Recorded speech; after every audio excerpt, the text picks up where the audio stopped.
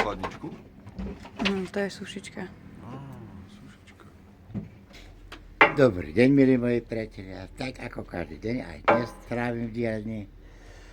Vypilil som ďalšiu postavičku, ktorá pôjde do sušičky. A zaspívam si. Už máme udeláno, už máme hotovo. Ide to pomaličky, ale ide. Ďakujem, že ma sledujete. Teším sa na budúce. Pozdravujem celý svet. Ďakujem, že ma sledujete, píšete, komentujete. Tu mám už narobené. Potom ďalšie. Nebojte sa, na každého sa tento robec lahem dostane.